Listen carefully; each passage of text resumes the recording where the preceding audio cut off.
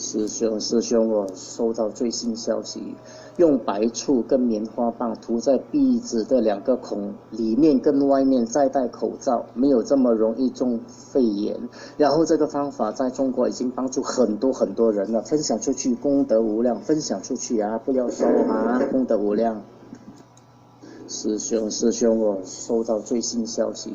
用白醋跟棉花棒涂在鼻子的2个孔里面跟外面，再戴口罩，没有这么容易中肺炎。然后这个方法在中国已经帮助很多人了，分享出去功德无量，分享出去啊，不要收啊，功德无量。师兄，我收到最新消息，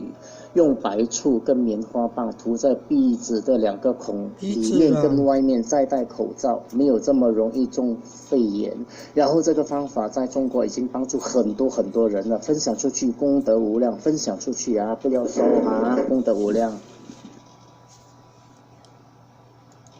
师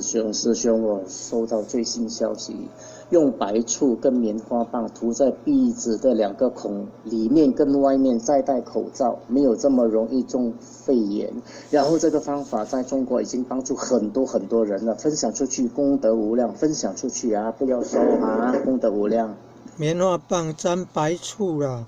然后在2个鼻孔涂一涂啦，说可以抗武汉肺炎病毒啦。